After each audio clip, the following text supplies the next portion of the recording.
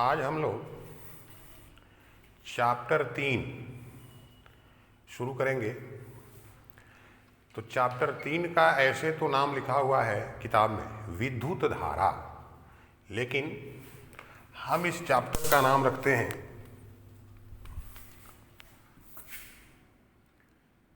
धारा वैद्युतिकी, current electricity. अब आप कहिएगा कि लिखा हुआ है चैप्टर का नाम विद्युत धारा, आप धारा वैद्युतिकी कह रहे हैं। तो देखो, विद्युत धारा एक भौतिक राशि के रूप में हम लोग परिभाषित करेंगे, और धारा वैद्युतिकी यह भौतिकी की एक शाखा हो गई जिसके अंतर्गत गतिमान आवेशों के प्रवाह के बारे में हम लोग अध्ययन करेंगे। अभी तक हम लोग जो 2 चैप्टर पढ़े, तो इस क्लास 12 का जो पहला टॉपिक शुरू हुआ था उसका नाम ही था स्थिर वैद्युतिकी, यानी हम लोग वहाँ पर स्थिर आवेश के बारे में अध्ययन किए दोनों चैप्टर में। अब यहाँ पर गतिशील आवेश के प्रवाह का अध्ययन करना है। तो धारा का मतलब क्या? प्रवाह। किसका प्रवाह? तो विद्युत का। और विद्युत किसको कहते हैं? आवेश को। तो आवेशों के प्रवाह के बारे में जहां पर अध्ययन किया जाए, भौतिकी के उसी शाखा को नाम दिया गया धारा वैद्युतिकी। तो अगर कोई पूछे आपसे धारा वैद्युतिकी क्या है, तो क्या जवाब लिखिएगा? तो यह भौतिकी की वह शाखा है जिसके अंतर्गत आवेशों के प्रवाह के बारे में अध्ययन किया जाता है। यह भौतिकी की वह शाखा है जिसके अंतर्गत आवेशों के प्रवाह के बारे में अध्ययन किया जाता है। आवेश से आप परिचित हो चुके हैं। तो आवेश जो है वह 2 प्रकार के हम लोग पढ़े, धन आवेश और ऋण आवेश। दोनों में किसी का भी अगर प्रवाह है, उसी से संबंधित जो भी राशियां उत्पन्न होगी, उन्हीं सभी भौतिक राशियों के बारे में इस चैप्टर के अंतर्गत अध्ययन किया जाएगा। तो इसमें आवेशों से प्रवाह से संबंधित पहली जो भौतिक राशि है उसका नाम है विद्युत धारा, इलेक्ट्रिक करंट। अब थोड़ा ध्यान दीजिएगा। जनरली सामान्यतः हम लोग करंट कहते हैं और समझ जाते हैं विद्युत धारा, लेकिन देखो करंट का मतलब है प्रवाह। केवल जल का प्रवाह वाटर करंट, हवा का प्रवाह विंड करंट। तो किसी भी चीज का अगर वो प्रवाह है तो उसे आप अंग्रेजी में करंट कह सकते हैं। लेकिन इलेक्ट्रिक करंट हम लोग कम ही उपयोग करते हैं शब्द का। हम लोग क्या कहते हैं कि धारा प्रवाहित। किताब में भी लिखा रहता है करेंट इज फ्लोइंग, धारा प्रवाहित हो रही है। देखो गलत है। धारा का भी मतलब क्या है? प्रवाह है। तो प्रवाह प्रवाहित हो रहा है करंट। लेकिन चूंकि मान्यता मिल गई, बहुत सारा भौतिकी में ऐसी राशियां मिलेगी, ऐसे शब्द मिलेंगे जो है तो गलत, लेकिन चूंकि मान्यता मिली हुई है इसलिए हम लोग भी उसका उपयोग कर देते हैं। तो यहाँ पर विद्युत धारा, इलेक्ट्रिक करंट, ये क्लास 10 में भी आप लोग पढ़े हैं कि किसी भी चालक के किसी काट से प्रति सेकंड प्रवाहित आवेश को ही कहा जाता है विद्युत धारा। अब यहां पर शब्द आ गया चालक। तो चालक किसे कहते हैं हम लोग चर्चा कर चुके हैं चैप्टर 1 में। तो जिन पदार्थों में स्वतंत्र इलेक्ट्रॉन उपस्थित रहते हैं उन्हें क्या कहा गया है? चालक कहा गया है। और इलेक्ट्रॉन के पास आवेश है। इलेक्ट्रॉनों का यदि प्रवाह हो, यानी किसका प्रवाह हो? आवेश का प्रवाह। अब देखो, ऐसे तो आवेश के प्रवाह में यहां 3 स्थितियां बनती हैं। एक तो धात्विक चालक हैं, उनमें स्वतंत्र इलेक्ट्रॉन है, उनको प्रवाहित कराया जा सकता है। कुछ ऐसे सॉल्ट हैं, लवण हैं, जो घोल में जाने के बाद वो धनायन और ऋणायन में विभक्त हो जाते हैं। इनको कहते हैं आयनिक लवण। जैसे सोडियम क्लोराइड, उसको जब जल में विलयन बनाइएगा, घोल बनाइएगा, तो Na+ और Cl- में टूट जाएंगे। तो इन धनायन और ऋणायन का भी यदि प्रवाह हो जाए तो इसे भी हम लोग विद्युत धारा कहते हैं, क्योंकि यहां भी आयन का प्रवाह हो रहा है, धनायन और ऋणायन का। आगे चल के हम लोग पढ़ेंगे कुछ ऐसे भी तत्व हैं जिन्हें अर्धचालक नाम दिया गया है।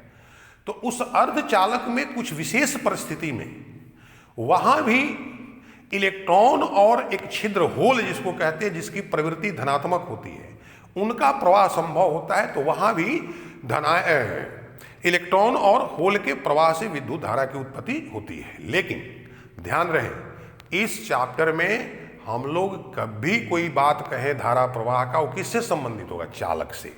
और चालक यानी कौन सा चालक? तो धात्विक चालक। तो उसमें किसका प्रवाह होगा? तो इलेक्ट्रॉन का प्रवाह होगा। तो यहां पर जो ये चैप्टर है वो टोटली धात्विक चालक के लिए प्रतिबंधित है। आगे जो हम लोग का है अर्धचालक वगैरह सब अगले चैप्टर में, आगे के चैप्टर में हम लोग पढ़ेंगे। लेकिन यहां पर चालक शब्द कहा जाए मतलब कौन सा चालक? धात्विक चालक। उसमें किसका प्रवाह? तो इलेक्ट्रॉनों का प्रवाह। इलेक्ट्रॉन प्रवाह मतलब ऋण आवेश का प्रवाह। तो विद्युत धारा अगर कोई पूछे कैसे परिभाषित कीजिएगा? तो चालक के किसी काट से प्रति सेकंड प्रवाहित आवेश को विद्युत धारा कहा जाता है। चालक के किसी काट से प्रति सेकंड प्रवाहित आवेश को विद्युत धारा कहा जाता है। तो इस चैप्टर का ये पहला भौतिक राशि मिली। अब देखो,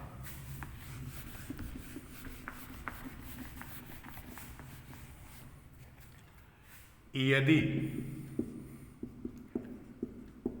समयांतराल T में चालक के किसी काट से Q आवेश संचरित मतलब गुजरता है, संचरित होता है, तब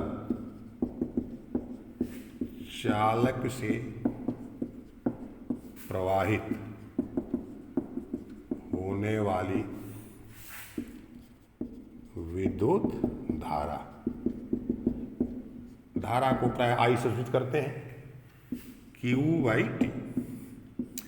ये इस चैप्टर का पहला सूत्र हो गया। यदि समयांतराल T में चालक के किसी काट से Q आवेश संचरित होता है, यानी Q आवेश गुजरता है, तब चालक से प्रवाहित होने वाली विद्युत धारा I बराबर सूत्र क्या हो गया? Q/T।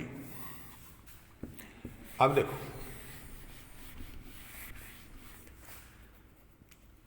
यदि चालक के किसी काट से प्रति सेकंड गुजरने वाले इलेक्ट्रॉन की संख्या n है, तब I बराबर, यदि चालक के किसी काट से प्रति सेकंड गुजरने वाले इलेक्ट्रॉन की संख्या n है, तब I बराबर, तो Q के जगह पर n हो जाएगा और T के जगह पर 1 सेकंड, तो I बराबर सूत्र क्या हो गया? n। E क्या है? इलेक्ट्रॉन के आवेश का परिमाण, जिसकी हम लोग चर्चा कर चुके हैं। Q बराबर n सूत्र, अगर n इलेक्ट्रॉन है तो आवेश Q बराबर सूत्र क्या हो गया? n। E का मान आप जानते हैं, परिमाण 1.6 × 10⁻⁻⁹ कूलम। तो ये दूसरा सूत्र हो गया। अब देखो यहां पर अगर नियत दर से आवेश संचरित हो रहा है, यानी एक निश्चित समयांतराल में आवेश का एक निश्चित परिमाण ही वहां से गुजर रहा है किसी काट से, तब तो चलो ये धारा I बराबर सूत्र Q/T हो गया। लेकिन यदि समय अंतराल के साथ गुजरने वाला आवेश का बदलता हो, तब हर क्षण विद्युत धारा का मान अलग अलग हो सकता है। वैसी स्थिति में तात्क्षणिक विद्युत धारा की गणना की जाती है। तो उस केस में क्या सूत्र होगा?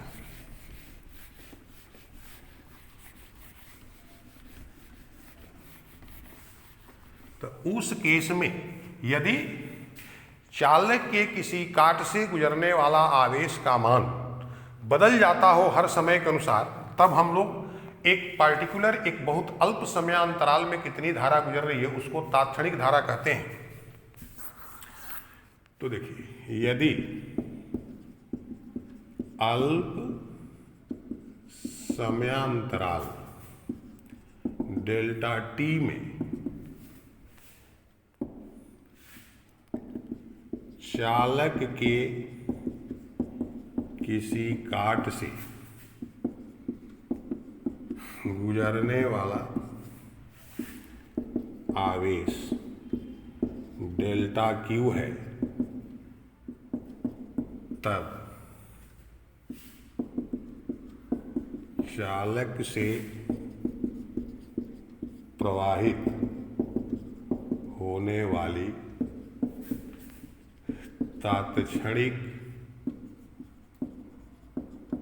विद्युत धारा I बराबर LT, मतलब लिमिट, सीमा यहां लेते हैं, डेल्टा T टेंड्स टू 0, शून्य की ओर अग्रसर है, delta Q delta T equal to dQ/dt।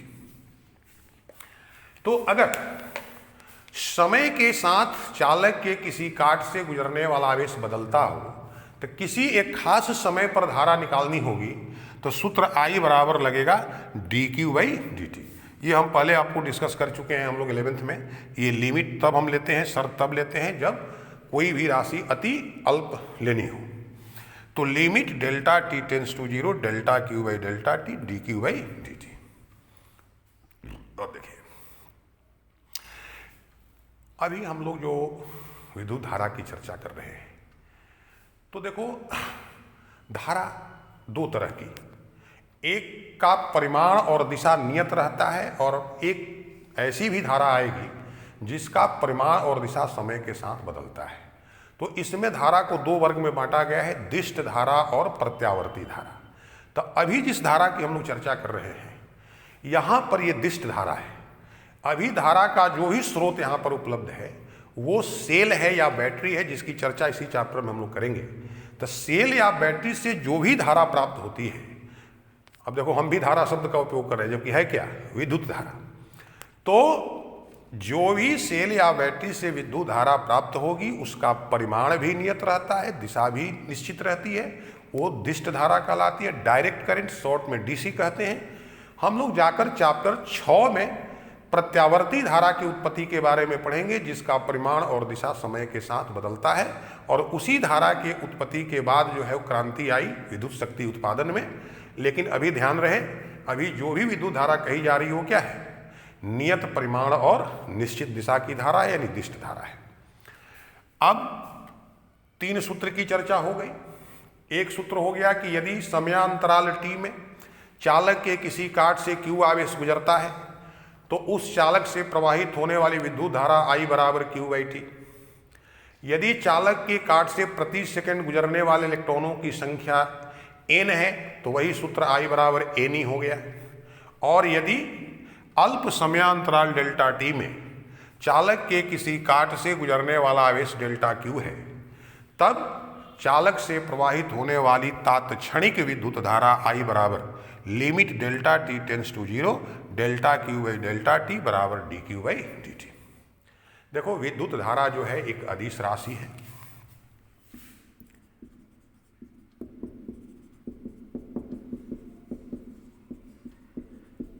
अदिश राशि है। इसका एसआई मात्रक एम्पियर होता है और इसका बीमा आई या ए होता है। इस विद्युत धारा को मूल भौतिक राशि माना गया है और इसका मात्रक एम्पियर हो गया और इसका विमीय संकेत आई अथवा ए होता है। अब यहां पर एक बात समझनी है कि जो धात्विक चालक हैं जिनमें स्वतंत्र इलेक्ट्रॉन उपस्थित है, वो कैसे उस चालक में एक निश्चित दिशा में प्रवाहित होना प्रारंभ करते हैं, यानी ये जो धारा प्रवाहित होती है इसका स्रोत क्या है, कैसे ये प्रवाहित होगी, कैसे विद्युत धारा हमको प्राप्त हो, इसको थोड़ा समझिएगा। मान लो आपके पास ये कोई चालक है, इस चालक में स्वतंत्र इलेक्ट्रॉन है, ये जो है लोहा का तार पड़ा हुआ है, कॉपर का तार पड़ा हुआ है, स्वतंत्र इलेक्ट्रॉन है। स्वतंत्र का मतलब इधर उधर घूम रहे हैं, तो आवेश तो गतिशील यहां भी है, लेकिन ये एक निश्चित दिशा में गतिशील नहीं है, इसलिए विद्युत धारा की उत्पत्ति नहीं हुई। उस लोहा के तार को पकड़िए, कोई प्रभाव नहीं पड़ने वाला। लेकिन जैसे इस चालक, मान लो सिरा ए है और बी है, इसको उच्च विभव से और इसको निम्न विभव से जोड़ दिए। उच्च विभव को हम लोग प्लस चिन्ह के द्वारा, निम्न विभव को माइनस चिन्ह। अभी हम सेल या बैटरी की बात नहीं कर रहे हैं। किसी भी चालक के सिरा के बीच यह विभवांतर उत्पन्न कर दिया गया, ये उच्च विभव पर सिरा हो गया, ये निम्न विभव पर। जैसे विभवांतर आरोपित कीजिएगा विद्युत क्षेत्र उत्पन्न हो जाएगा। हम लोग पढ़ चुके हैं पिछले चैप्टर में। तो यहां पर विद्युत क्षेत्र उत्पन्न हो गया, मान लो ई, और बताया गया विद्युत क्षेत्र की दिशा हमेशा धन आवेश से किधर होती है, ऋण आवेश की ओर होती है। जैसे विद्युत क्षेत्र उत्पन्न होगा, इस चालक में उपस्थित जितने भी स्वतंत्र इलेक्ट्रॉन हैं, तो प्रत्येक स्वतंत्र इलेक्ट्रॉन पर लगने वाला बल, एक बराबर, हम सूत्र की भी पढ़े हैं, इलेक्ट्रॉन के आवेश को ई द्वारा सूचित करते हैं। तो जितने इसमें ये इलेक्ट्रॉन स्वतंत्र हैं उन सब पर F बराबर small E into capital E बल लगना शुरू हो जाएगा। और आपको यह भी बताया गया पिछले चैप्टर में कि धन आवेश पर बल की दिशा विद्युत क्षेत्र के दिशा में होती है और ऋण आवेश पर बल की दिशा विद्युत क्षेत्र के विपरीत दिशा में होती है। अर्थात ये जितने इलेक्ट्रॉन हैं इन पर यह बल इस विद्युत क्षेत्र के दिशा के विपरीत, यानी निम्न विभव वाले सिरा से उच्च विभव वाले सिरा की ओर, इन सब पर बल इधर लगना शुरू हो जाएगा। जिधर बल लगना शुरू हो जाएगा इलेक्ट्रॉन का प्रवाह उसी दिशा में प्रारंभ हो जाएगा। तो जैसे आप किसी धात्वी चालक पर विभवांतर आरोपित करते हैं, उसमें उपस्थित स्वतंत्र इलेक्ट्रॉन इस विद्युत बल के कारण निम्न विभव वाले सिरा से उच्च विभव वाले सिरा की ओर गतिशील हो जाते हैं और इन्हीं गतिशील आवेशों को, इलेक्ट्रॉनों को नाम क्या दिया गया, विद्युत धारा। तो अब यहां पर देखो कंफ्यूजन। विद्युत धारा की उत्पत्ति चालक में किसके कारण हो गई, इलेक्ट्रॉनों के प्रवाह के कारण। इलेक्ट्रॉन का प्रवाह जो है वो किधर से किधर हो रहा है, निम्न विभव से उच्च विभव की ओर। लेकिन हर जगह लिखा मिलेगा कि चालक में विद्युत धारा प्रवाह की दिशा उच्च विभव से निम्न विभव की ओर होती है। तो याद कर लीजिए, धारा की दिशा होती है निम्न विभव वाले सिरा से उच्च विभव वाले सिरा की ओर, लेकिन इसकी दिशा ली जाती है उच्च विभव से निम्न विभव की। एक बार प्रारंभ में ये बात गलती हो गई है, इसलिए आज भी किसी भी चालक में धारा प्रवाह की दिशा हमेशा ऋण आवेशित इलेक्ट्रॉनों के प्रवाह की दिशा के विपरीत उच्च विभव वाले सिरा से निम्न विभव वाले सिरा की ओर ली जाती है। तो यहां पर आपको याद कर लेना है धारा की दिशा के लिए। तो जब भी धारा की दिशा निश्चित करनी हो तो इलेक्ट्रॉनों के प्रवाह के दिशा के विपरीत दिशा में धारा प्रवाह की दिशा ली जाएगी और धन आवेश हो या धनायन हो उसके प्रवाह की दिशा में धारा प्रवाह की दिशा ली जाती है। तो इस प्रकार से पहली भौतिक राशि हम लोग परिभाषित कर लिए, विद्युत धारा। अब देखो, इस पर एक क्वेश्चन बताते हैं आपको। अगर सामान्य रूप से दिया हुआ है कि किसी एक निश्चित समयांतराल में, जैसे कोई कह दे कि 10 सेकंड में चालक के किसी काट से 50 कूलम्ब आवेश गुजर रहा है, गुजरने वाली विद्युत धारा, तो I बराबर सूत्र Q/T लगा दीजिएगा, 50/10 यानी 5 एम्पियर धारा प्रवाहित हो गई। अगर दे दे कि किसी चालक के किसी काट से प्रति सेकंड 10⁵ इलेक्ट्रॉन गुजर रहे हैं, तो उससे प्रवाहित विद्युत धारा, तो I बराबर सूत्र N लगा दीजिए, 10⁵ 1.6 गुना 10⁻⁻19 एम्पियर। लेकिन अगर क्वेश्चन में समय के साथ चालक के किसी काट से गुजरने वाला आवेश परिवर्तित हो रहा हो, तो उस स्थिति में किसी निश्चित समय पर हम लोग विद्युत धारा का मान कैसे निकालेंगे, तो इस तरह के क्वेश्चन हम लोग अब नेक्स्ट वीडियो में सॉल्व करेंगे। और तब उसके बाद इस चैप्टर से संबंधित जितनी राशियां हैं क्रम से हम लोग आगे बढ़ते जाएंगे। बड़ा इंपॉर्टेंट चैप्टर है, इसको आप ध्यान से पढ़िएगा। तो इसके आगे हम लोग जो नेक्स्ट टॉपिक शुरू करेंगे उसमें विद्युत धारा घनत्व की चर्चा होगी नेक्स्ट वीडियो में। Thank you.